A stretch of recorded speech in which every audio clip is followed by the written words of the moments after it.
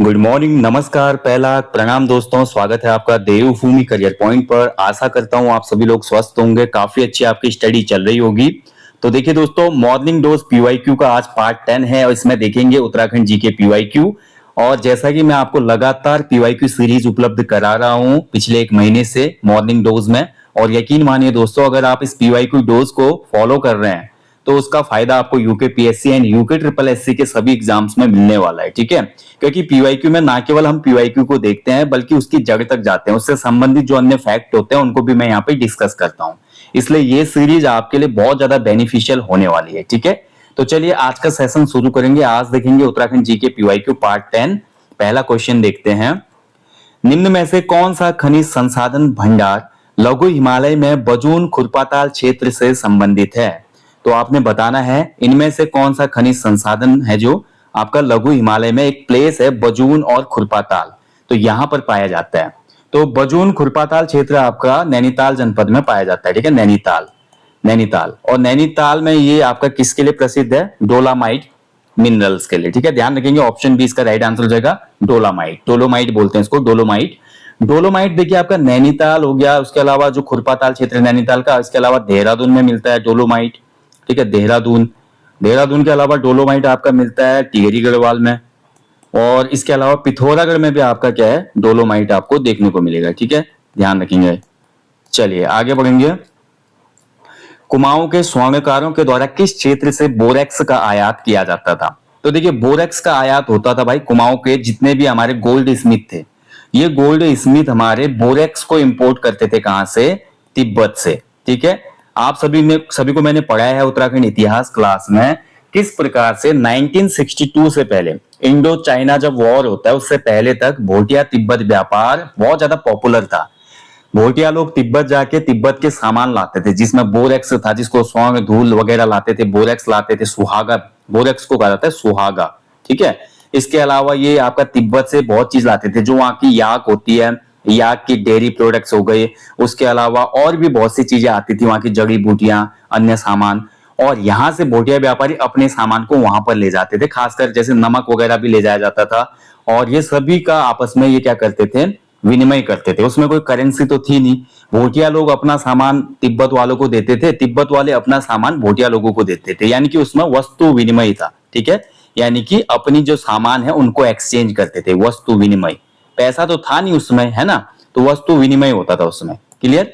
तो बोरेक्स लाते थे कहां से? तिब्बत से, ऑप्शन बी, तिब्बत। अब 1962 में जब हमारा भारत और चीन युद्ध हुआ, ठीक है, हिंदी चीनी भाई भाई नारा खूब दिया जवाहरलाल नेहरू ने, बट सडनली जब 1962 में चाइना ने इन्वेट किया था इंडिया पे, उसके बाद भोटिया तिब्बत व्यापार की समाप्ति हो गई। ये क्वेश्चन एग्जाम में भी बनता है कि किस वर्ष भोटिया तिब्बत व्यापार समाप्त हो गया था?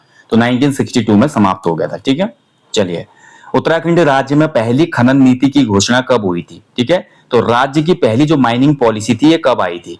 तो खनन नीति देखिए, आपका खनन जो होता है दोस्तों, आपका इसके लिए राज्य में भूतत्व और खनिज विभाग होता है, उसके तहत आपका खनन वगैरह किया जाता है। उसके अलावा हमारा जो केवीएमएन है हमारा, ठीक है, कुमाऊं KMVN है, माफ कीजिएगा, और साथ ही गढ़वाल मंडल विकास निगम है। ठीक है, और इसके अलावा वन विकास निगम, वन विकास निगम। ठीक है, तो ये कुछ हमारे निगम है जिनके द्वारा आपका खनन कार्य करवाया जाता है। क्लियर हो गया? तो राज्य में देखिए प्रथम खनन नीति की मैं बात करूं तो राज्य में जो पहली खनन नीति आई थी इसकी घोषणा हुई थी, आपकी राइट आंसर हो जाएगा ऑप्शन बी 2000, ऑप्शन सी होगा यहाँ पे 2001 में। ठीक है, तो 2001 में पहली खनन नीति आई थी, माइनिंग पॉलिसी, ध्यान रखेंगे। अब इस नीति का जो उद्देश्य था उस समय राज्य सरकार ने ये नीति इसलिए बनाई थी कि जो राज्य में खनिज है उनके दोहन के लिए आधुनिक तथा वैज्ञानिक विधि यहाँ पे अप्लाई की जाए, क्योंकि ज्यादा दोहन करेंगे, उत्तराखंड वैसे ही संवेदनशील राज्य है, यहाँ पे ज्यादा माइनिंग वगैरह करना पर्यावरण के लिए भी कहीं ना कहीं खतरनाक है। ठीक है, तो इन सभी चीजों को ध्यान में रखते हुए यहाँ पर ये खनिज पॉलिसी बनाई गई थी। ठीक है, तो ध्यान रखिए ऑप्शन सी इसमें राइट आंसर हो जाएगा 2001। चलिए आगे बढ़ेंगे। नेक्स्ट देखिए, बेराइट्स खनिज उत्तराखंड के किस जनपद में पाया जाता है? ठीक है, तो बेराइट्स जो खनिज होता है ये उत्तराखंड में किस जनपद में पाया जाता है? तो राइट आंसर हो जाएगा इस क्वेश्चन का, बेराइट्स आपको दिए गए विकल्पों में देखने को मिलेगा देहरादून से। ठीक है, ऑप्शन ए इसमें सही हो जाएगा, देहरादून में मिलता है बेराइट्स। ओके, तो महत्वपूर्ण है, याद रखिएगा देहरादून। चलिए आगे बढ़ेंगे। उत्तराखंड के किस संस्तर में चूने का पत्थर पाया जाता है? तो कौन सा संस्तर है यहाँ पे, ठीक है, जहां पर चूना पत्थर मिलता है, या कौन सा भूमि भाग है जहां पे चूना पत्थर आपको देखने को मिलेगा? चूना पत्थर यानी कि लाइमस्टोन की बात हो रही है। क्लियर? तो दिए गए विकल्प में अगर हम ध्यान से देखते हैं तो ऑप्शन बी, ठीक है, जो हमारा क्रोल सेल समूह है, क्रोल सेल समूह जो है, यहां से हमको चूना पत्थर देखने को मिलता है इसमें, ठीक है। और ये जो क्रोल वाला सेल समूह है, ठीक है, ये आपको नैनीताल में देखने को मिलेगा। वैसे लाइमस्टोन का सबसे ज्यादा उत्पादन करता है हमारा देहरादून जनपद, यानी कि उत्तराखंड में देहरादून में सबसे ज्यादा लाइमस्टोन पाया जाता है, ठीक है, ध्यान रखेंगे। और देहरादून से लेकर नैनीताल वाली जो पट्टी है, उस पट्टी के बीच में आपका ये क्रोल सेल समूह आपका मिलता है, ठीक है, ध्यान रखेंगे। तो ऑप्शन बी हो जाएगा इसमें, क्रोल सेल समूह। और ओवरऑल अगर उत्पादन पूछता है कि चूने का उत्पादन कौन सा जनपद सर्वाधिक करता है, तो देहरादून में सर्वाधिक लाइमस्टोन भंडार है, देहरादून, ठीक है। इसके अलावा नैनीताल हो गया, देहरादून हो गया लाइमस्टोन के लिए, और आपका टिहरी गढ़वाल, ठीक है, ये कुछ प्लेसेस है जहां पे आपको लाइमस्टोन देखने को मिलेगा। क्लियर? चलिए आगे बढ़ेंगे। झिरोली, बागेश्वर और चंडाक पिथौरागढ़ में कौन सा खनिज मुख्य रूप से पाया जाता है? ठीक है, तो देखिए आपका झिरोली हो गया और चंडाक हो गया, चंडाक होना चाहिए, चांडक हो गया है। चंडाक नामक एक एरिया है पिथौरागढ़ जनपद में। तो यहाँ पर आपका मैग्नेसाइट, ऑप्शन ए इसका राइट आंसर है। मैग्नेसाइट फैक्ट्री यहाँ पे आपको देखने को मिलेगी, ठीक है, मैग्नेसाइट फैक्ट्री।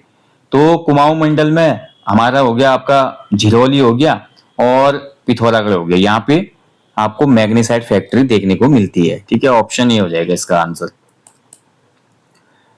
चलिए आगे बढ़ेंगे। कोडरमा किस खनिज के लिए प्रसिद्ध है? ये जीएस का क्वेश्चन आ गया, लेकिन कोई बात नहीं, काम आएगा। कोडरमा जो है आपका अभ्रक यानी कि माइका के उत्पादन के लिए प्रसिद्ध है, ठीक है, ध्यान रखेंगे। कोडरमा कहाँ स्थित है? तो कोडरमा जो प्लेस है, इसकी लोकेशन है झारखंड में। कोडरमा आपका पड़ता है झारखंड में, ठीक है, ध्यान रखेंगे। इसको भारत की माइका कैपिटल भी कहा जाता है, mica capital, mica capital of India question कभी बनेगा जीएस में, तो आपका आंसर हो जाएगा कोडरमा, ठीक है, ध्यान रखेंगे। और जो हमारा अभ्रक होता है ना, अभ्रक उत्पादन में अगर हम देखें, अभ्रक जो है सर्वाधिक हमारे भंडार वगैरह किसमें है? भारत में ही है इसके, माइका के, ठीक है, भारत इसमें शीर्ष देश है, ध्यान रखेंगे, वर्ल्ड वाइड। और अभ्रक का प्रयोग होता है खासकर जो हमारी मदरबोर्ड की प्लेट बनती है, आपने देखा होगा। उसके अलावा भी बहुत वरियस बोल सकते हैं, अलग अलग जगह पे उपयोग है हमारे अभ्रक के। मेनली जो हमारे पार्ट्स जिसमें असेंबल होते हैं, वो प्लेट जो बनती है अभ्रक की बनती है, ये कुछ अलग होता है, ध्यान रखेंगे, विद्युत का, ठीक है। चलिए आगे बढ़ेंगे। नेक्स्ट देखिए, निम्न में से कौन सा जिला समूह उत्तराखंड में मैग्नेसाइट भंडारण का सही क्रम दर्शाता है? तो कौन सा जनपद है जिसमें मैग्नेसाइट भंडारण का सही क्रम है? तो इसका राइट आंसर हो जाएगा आपका ऑप्शन ए, बागेश्वर, पिथौरागढ़ और चमोली, ठीक है, ध्यान रखेंगे, बागेश्वर, पिथौरागढ़, चमोली, ठीक है, तो ऑप्शन ए सही हो जाएगा इसमें। आगे बढ़ेंगे। उत्तराखंड में निम्नांकित में से कौन ऊर्जा का प्रमुख स्रोत है? तो उत्तराखंड में देखिए ऊर्जा का जो मेन सोर्स माना जाता है, वो माना जाता है आपका ऑप्शन सी, हाइड्रो पावर, ठीक है, जल विद्युत ऊर्जा। देखिए उत्तराखंड में सदा नीरा नदियां बहुत सी हैं। सदा नीरा का मतलब होता है ऐसी नदियां जो वर्ष भर पानी से भरी रहती हैं, ठीक है। और उत्तराखंड में अधिकांश जो बड़ी नदियां हैं वो ग्लेशियर आधारित नदियां हैं। तो ग्लेशियर वाली नदी जो है 12 महीने इसमें पानी रहता है, इसलिए उत्तराखंड में बहुत से छोटे बड़े डैम पाए जाते हैं जिनसे विद्युत उत्पादन होता है। इसलिए ऊर्जा का जो प्रमुख साधन है उत्तराखंड में, या सोर्स बोल सकते हैं, वो हमारा हाइड्रो पावर है, ठीक है, ध्यान रखेंगे, ऑप्शन सी हो जाएगा। अगला देखिए, निम्न में से चांदी किस जिले में पाई जाती है? तो उत्तराखंड के किस जिले में चांदी मिलती है दिए गए विकल्पों में? तो ध्यान से देखेंगे तो इसका आंसर हो जाएगा ऑप्शन डी, अल्मोड़ा में, ठीक है, चांदी जो मिलती है अल्मोड़ा में पाई जाती है, ठीक है, ध्यान रखेंगे, चांदी कहाँ मिलती है? अल्मोड़ा। अल्मोड़ा के कुछ ही एरिया में मिलती है, कुछ मात्रा में मिलती है चांदी, ठीक है, ध्यान रखेंगे। चलिए आगे बढ़ेंगे। नेक्स्ट देखिए, इनमें से कौन सा खनिज उत्तराखंड में पाया जाता है? तो कौन सा खनिज दिए गए विकल्पों में जो उत्तराखंड में मिलेगा आपको, ठीक है। तो चूना पत्थर यानी कि लाइमस्टोन मिलता है उत्तराखंड में। कहाँ कहाँ मिलता है लाइमस्टोन? देहरादून में आपका मिलता है लाइमस्टोन। देहरादून के अलावा आपका टिहरी गढ़वाल में मिलता है लाइमस्टोन। इसके अलावा आपका पिथौरागढ़ में मिलता है लाइमस्टोन, ठीक है। तो ये क्षेत्र हैं कुछ लाइमस्टोन वाले, ठीक है। और जिप्सम जो आपका मिल गया, जिप्सम आपको बहुत सी जगह पे देखने को मिलेगा उत्तराखंड में। जिप्सम के जो हमारे क्षेत्र हैं, अल्मोड़ा और पिथौरागढ़ हो गया, ठीक है, अल्मोड़ा और पिथौरागढ़, ठीक है, पिथौरागढ़। ग्रेफाइट की मैं बात करता हूं तो ग्रेफाइट आपको देखने को मिलेगा अल्मोड़ा और नैनीताल में, अल्मोड़ा, नैनीताल, ठीक है, नैनीताल। तो इसका मतलब इसमें आंसर हो जाएगा ऑप्शन डी, उपरोक्त सभी। यानी कि दिए गए विकल्पों में जो हमारे मिनरल्स हैं, चूना पत्थर, जिप्सम और ग्रेफाइट, ये सभी उत्तराखंड में पाए जाते हैं। क्लियर। चलिए आगे बढ़ेंगे। सही युग्म का चयन करना है आपने, ठीक है। तो कौन सा युग्म इसमें सही है, तो ध्यान से अगर देखते हैं इस क्वेश्चन को, तो इसमें देखिए अल्मोड़ा में तांबा पाया जाता है, बिल्कुल सही है। इसीलिए अल्मोड़ा को ताम्र नगरी भी कहा जाता है, क्योंकि तांबा यहाँ पे पहले से ही मिलता आ रहा है। और अल्मोड़ा में भाई आपका ताम्र जो हमारे बर्तन होते हैं, तांबे के जो बर्तन होते हैं, उसका निर्माण किया जाता है, ठीक है। और खासकर एक समुदाय है टमटा समुदाय, उनके द्वारा तांबे के बर्तनों को बनाया जाता है। इसके अलावा पीतल के बर्तन भी अल्मोड़ा में काफी ज्यादा बनते हैं, इसलिए अल्मोड़ा को पीतल नगरी भी कहा जाता है। यानी कि copper city and brass city जो है हमारा अल्मोड़ा को कहा जाता है, ठीक है।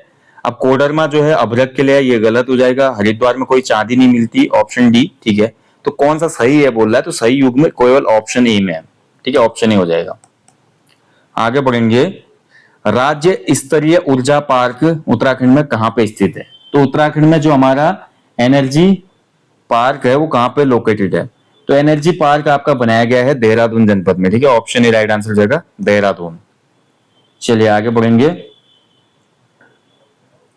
नेक्स्ट देखिए, निम्न में से कौन सी एजेंसी उत्तराखंड में ऊर्जा के क्षेत्र में कार्यरत नहीं है, ठीक है। तो कौन सी यहां पर है जो ऊर्जा के क्षेत्र में कार्यरत नहीं है, तो इसका राइट आंसर हो जाएगा उत्तराखंड पर्यटन विकास एजेंसी, ठीक है। ऐसी हमारी जो एजेंसी है ये आपका ऊर्जा क्षेत्र से संबंधित नहीं है। उत्तराखंड पावर कारपोरेशन लिमिटेड है भाई ऊर्जा के क्षेत्र में। उत्तराखंड जल विद्युत निगम लिमिटेड भी है, सही है। उरेडा भी है, ठीक है, ध्यान रखिएगा, UREDA, Uttarakhand renewable energy development authority, ठीक है, उरेडा। कई बार एग्जाम में पूछता है। तो रिन्यूएबल जो एनर्जी होती है उसके लिए उरेडा काम करता है, और अन्य के लिए जैसे हाइड्रो पावर में आपका यूपीसीएल काम करता है, यूजेवीएनएल काम करता है, ठीक है। उरेडा से हमेशा क्वेश्चन बनता है कि उरेडा कब स्थापित हुआ था। उरेडा जो है भाई आपका स्थापित हुआ था जुलाई 2001 में। उरेडा की स्थापना कब हुई थी, जुलाई 2001 में स्थापित हुआ था। और उरेडा का जो मुख्यालय है कहां पे है, तो पटेल नगर देहरादून में है ये, ठीक है, पटेल नगर देहरादून में, ठीक है। कई बार इससे क्वेश्चन बनते हैं, पहले अल्मोड़ा में था इसका मुख्यालय, बाद में आप इसको पटेल नगर में स्थापित किया गया, ठीक है, ध्यान रखेंगे। तो उत्तराखंड में देखिए आपका यूपीसीएल हो गई, और इसके अलावा हमारा उत्तराखंड जल विद्युत निगम यूजेवीएनएल हो गया, ठीक है, और उरेडा हो गया। ये सभी हमारे इसके लिए काम करते हैं। और ऐसे आपका पावर ट्रांसमिशन भी पूछ लेता है कभी कभी, पिटकुल, ठीक है, पिटकुल भी जो है हमारा डिस्ट्रीब्यूशन से संबंधित है, जो भी हमारे राज्य में ऊर्जा होती है, विद्युत ऊर्जा, ठीक है, तो याद रखिएगा। गोचर हवाई पट्टी किस जिले में स्थित है, तो देखिए गोचर हवाई पट्टी पूछ रहा है कहां पे स्थित है, तो गोचर हवाई पट्टी आपकी हो जाएगी चमोली जनपद में, ठीक है। कहां पे स्थित है ये, चमोली जनपद में, ऑप्शन बी हो जाएगा। उत्तराखंड में जो हवाई पट्टियां हैं कुछ, गोचर जो है चमोली में है। ऐसे आपका पूछ लेता है नैनी सैनी हवाई पट्टी कहां पे स्थित है, तो नैनी सैनी आपका पिथौरागढ़ जनपद में स्थित है, ठीक है। ऐसे चिन्याली सोंग पूछ लेता है आपका, चिन्याली सोंग, चिन्याली सोंग जो हवाई पट्टी है ये आपको देखने को मिलेगी कहां पे, उत्तरकाशी में, ठीक है, उत्तरकाशी, ठीक है। तो ये आप याद रखना। और इसके बाद हमारा जो नियमित एक हवाई पट्टी है, या हवाई बोल सकते हैं कि ये तो हमारा मेन है जौलीग्रांट, ठीक है, हवाई अड्डा बोल सकते हैं इसको, वैसे हवाई पट्टी है जौलीग्रांट भी, ठीक है। हवाई अड्डा जो होता है ना, हवाई अड्डा जहाँ पे बहुत हैंगर होते हैं, हैंगर का मतलब होता है जैसे जहाँ पे हम अपनी गाड़ी पार्क करते हैं उसको गैराज कहते हैं, लेकिन हैंगर जहाँ पे एरोप्लेन हमारे पार्क होते हैं उसको हैंगर कहा जाता है। तो जौलीग्रांट में भी उतने हैंगर नहीं है, एक दो ही प्लेन वहां पे आपको देखने को मिलते हैं, हमेशा नियमित उड़ान होते रहती है। तो जौलीग्रांट हवाई पट्टी भी हमारी कहाँ हो गई, देहरादून में हो गई। इसके बाद हमारी एक हवाई पट्टी और है, फूलबाग हवाई पट्टी। फूलबाग हवाई पट्टी हमारी कहाँ स्थित है, पंतनगर में, ठीक है, पंतनगर का मतलब यानी कि उधमसिंह नगर में, ठीक है, क्लियर, ठीक है। बाकी देखिए नैनी सैनी हवाई पट्टी हो गई, पिथौरागढ़ वाली, चिन्याली सोंग वाली भी हो गई, जौलीग्रांट हो गई, फूलबाग पंतनगर हो गई। यहाँ पर देखिए आपका हेलीकॉप्टर जो हेली सेवाएं आजकल उत्तराखंड में चल रही है, उसके अलावा कुछ छोटे चार्टर प्लेन वगैरह भी चलाए जाते हैं इन तीन जगहों पे, ठीक है, फूलबाग, चिन्याली सोंग, नैनी सैनी। जौलीग्रांट में तो खैर बड़े प्लेन भी आते हैं। बट इसके बाद बात करें हम चमोली का गोचर, तो गोचर हवाई पट्टी अभी वर्तमान में भारतीय सेना के पास है, ठीक है, ध्यान रखेंगे। वर्तमान में जो भारतीय सेना है वो इसका संचालन कर रही है। चार धाम यात्रा के लिए भी हेलीकॉप्टर सेवा या सेना के जो हेलीकॉप्टर होते हैं उसके लिए इस हवाई पट्टी का उपयोग किया जाता है, ठीक है, ठीक है। तो इतना आप याद रखिएगा, ध्यान रखिएगा। कभी कभी क्वेश्चन एक ये भी पूछ लेता है कि उत्तराखंड का सबसे व्यस्ततम जो हवाई पट्टी है कौन सी है, तो सबसे ज्यादा व्यस्ततम जो रहती है, ठीक है, व्यस्त रहने वाली हवाई पट्टी वो आपकी जौलीग्रांट हो जाएगी। जौलीग्रांट में सबसे ज्यादा फ्लाइट आपका टेक ऑफ होती है और सबसे ज्यादा आपका लैंडिंग होती है, ठीक है, यानी कि वहां से चलती रहती है नियमित फ्लाइटें। चलिए आगे बढ़ेंगे। हरिद्वार से बद्रीनाथ तथा केदारनाथ जाने वाली सड़क का निर्माण किसने करवाया था इनमें से, ठीक है, तो ये बहुत अच्छा क्वेश्चन है। हरिद्वार से बद्रीनाथ तथा केदारनाथ तक जाने वाली जो सड़क मार्ग था, इसका निर्माण कुमाऊं के दूसरे कमिश्नर यानी कि जॉर्ज विलियम ट्रेल ने कराया था। ऑप्शन ए इसका राइट आंसर रहेगा, जॉर्ज विलियम ट्रेल, ठीक है, ध्यान रखेंगे। ये कुमाऊं का दूसरा कमिश्नर था। और ट्रेल ने भाई बोला जाता है जब ये बद्रीनाथ और केदारनाथ मार्ग बनाया था, इसका विरोध भी काफी ज्यादा मिशनरीज के द्वारा उसमें किया गया था। क्योंकि जो मिशनरीज थे उत्तराखंड में आके, उनका काम क्या था, मिशनरीज तो पूरे उत्तराखंड को ही क्या बनाना चाहते थे, क्रिश्चियन बनाना चाहते थे, ठीक है, क्योंकि वो अपने धर्म के प्रचार प्रसार के लिए यहाँ पे आए हुए थे। अब जब हमारा ट्रेल महोदय ने हमारे जो प्रमुख 2 धाम है वहां के लिए सड़क बनाई, तो मिशनरीज ने इसका विरोध किया था। कभी क्वेश्चन भी बनता है, ठीक है, तो इस चीज को आप ध्यान रखिएगा। इसके अलावा देखिए विलियम ट्रेल की मैं बात करूं तो विलियम ट्रेल ने बहुत सी अन्य काम किए थे, जिसमें आपका देखिए अल्मोड़ा जेल की स्थापना इसी के टाइम पीरियड पे हुई थी, पौड़ी जेल इसके टाइम पे बनी थी, कुमाऊं में इसने पटवारी का पद बनाया था, ठीक है। उसके अलावा हम बात करें 1822 में खच्चर सेना विलियम ट्रेल ने बनाई थी, ठीक है। और भी बहुत से रिफॉर्म से 1823 में इसका 5 साला बंदोबस्त आया, जिसको 80 साला बंदोबस्त भी कहा जाता है। और बहुत से और भी अन्य चीज थे, ट्रेल पास की खोज की, ठीक है। हल्द्वानी को हल्द्वानी बोला इसने, हल्द्वानी में इसने गोरा पड़ाव स्थित किया। बहुत से अन्य काम है हमारे विलियम ट्रेल के, जो कि मैंने आपको पढ़ाया है डिटेल में। जो हमारे यूट्यूब पर क्लासेस आजकल चल रही है, Uttarakhand GK revision Mahakumbh classes, उसमें आप ब्रिटिश कुमाऊं गढ़वाल वाली वीडियो ढूंढना और देखना विलियम ट्रेल के बारे में, ठीक है। सभी महत्वपूर्ण पॉइंट टू पॉइंट वहां पे रिवीजन आपको करवाया गया है। तो किसने बनाया था बद्रीनाथ और केदारनाथ वाली सड़क का निर्माण, तो क्वेश्चन बनेगा तो ट्रेल आपको याद रखना है। नंदा राजा तीर्थ यात्रा में कांसुआ से होमकुंड की दूरी कितनी है, ठीक है। तो नंदा राजा यात्रा में देखिए कांसुआ से होमकुंड की दूरी, ये यात्रा जो है सबसे पहले तो ये आपकी भाई उत्तराखंड की सबसे लंबी धार्मिक यात्रा है, ठीक है, सबसे लंबी। कभी क्वेश्चन बनेगा उत्तराखंड राज्य की या भारत की सबसे लंबी धार्मिक यात्रा है, ठीक है, क्वेश्चन बनेगा। और इसमें मां नंदा की मायके से ससुराल तक की विदाई होती है। और इस यात्रा की टोटल जो लेंथ है वो है 280 किलोमीटर, ठीक है। ऑप्शन सी इसमें राइट आंसर हो जाएगा, 280 किलोमीटर लंबी ये पद यात्रा है, ठीक है। और ये यात्रा आपकी आयोजित होती है प्रत्येक 12 वर्ष के अंतराल में, ठीक है, 12 वर्ष के अंतराल में, ध्यान रखिए प्रत्येक 12 वर्ष में। और जो ये यात्रा है दोस्तों आपका नौटी गांव के निकट कांसुआ नामक प्लेस से होकर कहां तक गुजरती है, होमकुंड तक, ठीक है, होमकुंड जो है यहां तक ये जाती है। और इसमें देखिए मां नंदा का वाहक बनता है चौसिंगिया मेड़ा बोलते हैं, ठीक है। यानी कि जब भी ये यात्रा होनी होती है ना 12 वर्ष में एक बार, तो आसपास के गांव में एक 4 सींग वाला भेड़ जन्म लेता है, ठीक है, भेड़ या बकरा। और उसी पर मां नंदा का पूरा साजो सामान रखकर रात जात के साथ उसको ले जाया जाता है ऊपर होमकुंड तक, और होमकुंड में फिर उसको छोड़ दिया जाता है, ठीक है। अब देखिए मां ने अपनी यात्रा के लिए मेढ़े को ही क्यों चुना, जो मेढ़ा होता है या भेड़ जो होती है, इस भेड़ को ही अपनी यात्रा के लिए क्यों चुना है। इसका रीजन ये है कि जितने भी पर्वतीय दुर्गम रास्ते होते हैं ना, उसमें ये भेड़ आसानी से चल पाती है, ठीक है, छोटे से इसमें स्पेस में भी ये बहुत अच्छे से वहां पे गमन कर लेता है, इसलिए इसको मां नंदा ने अपना वाहन बनाया हुआ है, ठीक है, ये आपको याद रखना है। चलिए, और महत्वपूर्ण है इस यात्रा को, जो नंदा देवी राजात यात्रा है, इसको हिमालय का महाकुंभ भी कहा जाता है, हिमालय का महाकुंभ, ठीक है। कभी क्वेश्चन बनेगा हिमालय का महाकुंभ किसे कहा जाता है, तो नंदा देवी राजात यात्रा को, ठीक है, याद रखिएगा दोस्तों। आज थोड़ा दोस्तों एनर्जी लेवल कम है, थोड़ा आज फीवर सा हो गया है, तो तभी थोड़ा एनर्जी लेवल कम है, उतने अच्छे से मैं यहाँ पे एक्सप्लेन कर नहीं पा रहा हूँ, जिसके लिए मैं क्षमा प्रार्थी हूँ, ठीक है। आप लोग इसके लिए मुझे माफ कीजिएगा। देहरादून किस वर्ष रेल मार्ग से जुड़ा भाई, तो देहरादून में जब रेल पहुंची पहली बार, कब पहुंची, बहुत अच्छा क्वेश्चन है। देहरादून में सबसे पहले रेल पहुंचती है भैया आपका सन 1900 में, बहुत ही महत्वपूर्ण क्वेश्चन है।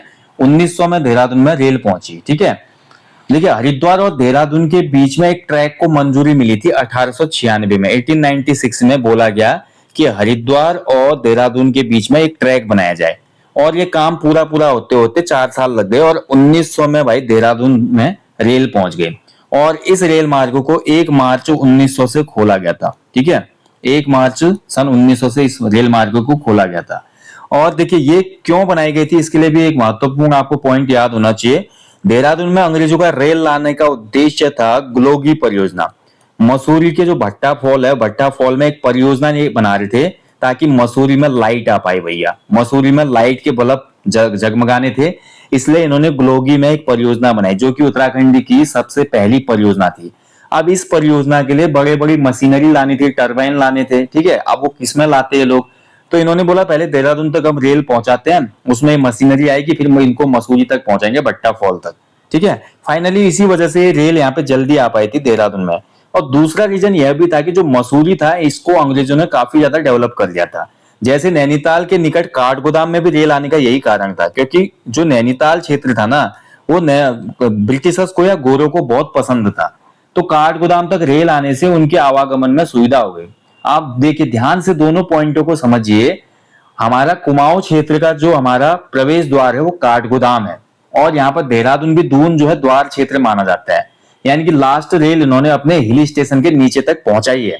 मसूरी के लिए देहरादून में, नैनीताल के लिए आपका काठगोदाम में, समझिए। और कुमाऊं के पूर्वी भाग के लिए इन्होंने टनकपुर तक भी रेल पहुंचाई, क्योंकि टनकपुर के बाद आपका पहाड़ शुरू हो जाता है, काठगोदाम के बाद पहाड़ शुरू हो जाता है, देहरादून के बाद राजपुर के थोड़ा ऊपर से पहाड़ शुरू हो जाता है ना। तो इसलिए रेल लाने का उद्देश्य था, लेकिन देहरादून रेल का मेन उद्देश्य आपको पता होना चाहिए, ग्लोगी परियोजना की मशीनरी आनी थी वहां पे। द्विलेन हिमालयन हाईवे का निर्माण किनके बीच में हो रहा है, ठीक है। तो द्विलेन यानी कि डबल लेन जो है, डबल लेन बोलते हैं इसको, डबल लेन हाईवे जो बना रहा है हमारा, ये त्यूनी से होकर शुरू उत्तराखंड पिथौरागढ़ के लोहाघाट तक बना है, ठीक है। यानी कि त्यूनी और लोहाघाट, ऑप्शन सी इसका राइट आंसर हो जाएगा। त्यूनी और लोहाघाट के मध्य है ये, ठीक है, देहरादून के त्यूनी से लोहाघाट तक। क्लियर, चलिए आगे बढ़ेंगे। लास्ट क्वेश्चन है, निम्न में से कौन सा एक उत्तराखंड में रेल यातायात का अंतिम बिंदु नहीं है। तो रेल यातायात का अंतिम बिंदु देखिए, काठगोदाम तक रेल है, मैं अभी आपको बता चुका हूं, ये अंतिम बिंदु है। यहाँ पर रेल जो ट्रैक है समाप्त हो जाता है।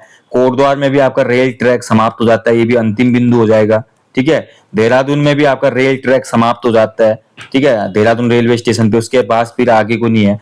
लक्सर जो है बीच में है, ठीक है, तो डी आंसर हो जाएगा इसका। ये अंतिम बिंदु नहीं है, क्योंकि लक्सर जो आपका रेलवे है, लक्सर जो है बीच में है, ये आपका अंतिम बिंदु नहीं है। उत्तराखंड राज्य के देहरादून, रायवाला, ऋषिकेश, हरिद्वार, फिर उसके बाद रुड़की, फिर उसके बाद बात करते हैं आपका काशीपुर, रामनगर और लाल कुआं, किच्छा, ठीक है, रुद्रपुर, हल्द्वानी, टनकपुर, काठगोदाम, यहाँ पर आपको रेलवे स्टेशन देखने को मिलेंगे, ठीक है। फिर से एक बार मैं आपका इसको कवर करता हूं। उत्तराखंड में देहरादून हो गया, देहरादून के बाद रायवाला हो गया, ऋषिकेश तक हो गया, फिर हरिद्वार में हम जाते हैं रुड़की, फिर उसके बाद हम देखते हैं काशीपुर, रामनगर, रुद्रपुर, किच्छा हो गया, लाल कुआं हो गया, हल्द्वानी हो गया, टनकपुर हो गया, काठगोदाम हो गया, ठीक है। तो यहां पर आपको रेलवे के स्टेशन देखने को मिलेंगे, ठीक है, ये आपको याद रखना है। तो उत्तर रेलवे का एक आपका एक क्वेश्चन और बनता है, देहरादून जो है आपका ये नॉर्थ रेलवे का अंतिम स्टेशन है। देहरादून उत्तर रेलवे का अंतिम स्टेशन है, ये भी आप याद रखना। कभी कभी क्वेश्चन बनता है कि उत्तराखंड में उत्तर रेलवे का सबसे आखिरी स्टेशन कौन सा है। उत्तराखंड के जो रेलवे स्टेशन है वो आपके एनआर रीजन में भी आते हैं, नॉर्थ रीजन में, और वो आपके एनईआर में भी आते हैं, नॉर्थ ईस्टर्न रीजन, जो कि गोरखपुर वाला है, ठीक है। तो इन दोनों में स्टेशन बटे हुए हैं, ये आपको पता होना चाहिए। चलिए दोस्तों, तो यहीं पे आज का सेशन समाप्त होता है। ये था आज उत्तराखंड जीके पीवाईक्यू पार्ट 10, ठीक है। आजकल देखिए एक दो दिन से जो आपको मॉर्निंग डोज में दे रहा हूं उसमें थोड़ा फैक्ट कम है और सेशन उतने अच्छे तरीके से हो नहीं पा रहा, बट फिर भी मैं आपकी कंटिन्यूटी के लिए दोस्तों प्रयास कर रहा हूं, क्योंकि मौसम चेंज होने की वजह से, थोड़ा ज्यादा इधर उधर सफर करने की वजह से कभी कभी जो है फीवर वगैरह हो जाता है। तो इसके बीच में भी मैंने आपकी कंटिन्यूटी के लिए अपने जो डेडिकेशन है, जो मैंने आपसे प्रॉमिस किया है, क्योंकि देखिए आप किसी को भी तब गाइड कर सकते हो जब आप उस चीज को फॉलो कर रहे हो। मैं आपको बोलता हूँ कि कंटिन्यूटी रखो, जब मैं ही कंटिन्यूटी नहीं रखूंगा तो आप कैसे रखोगे। तो आपके लिए दोस्तों मैं ये पीवाईक्यू सीरीज अभी भी कंटिन्यू दे रहा हूँ, बिल्कुल इसमें ब्रेक नहीं करूंगा। केवल होली पे ब्रेक हुआ था, और बाकी जैसे ही थोड़ा सुधार होगा सेहत में तो फिर आपको डिटेल में, जैसे क्लास आती है हमेशा एक क्वेश्चन के साथ साथ उसके 8-10 फैक्ट बताए जाते हैं, वैसे आपको मैं कंटिन्यू कर दूंगा।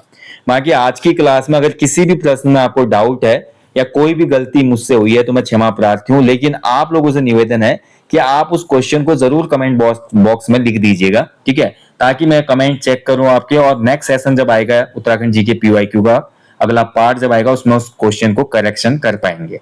तो ठीक है, जो भी गलत क्वेश्चन होता है उसका जरूर आप कमेंट बॉक्स में फीडबैक देना, ताकि मैं नेक्स्ट सेशन में आपका क्वेश्चन सही करूं और आपका एक नंबर भाई कम ना हो, क्योंकि एक नंबर बहुत महत्वपूर्ण होता है। कोई परीक्षा में एक प्रश्न गलत होने का मतलब 1.25 नंबर कम हो जाना होता है, केवल एक नंबर कम नहीं होता, जो आपका गलत हुआ है प्रश्न उसके खातिर आपका 0.25 नंबर और कम हो जाएगा। ठीक है, चलिए दोस्तों, बाकी देखिए एप्लीकेशन स्टोर पे अभी भी 20 तारीख तक आपका ऑफर चल रहा है, फुल डे ऑफर।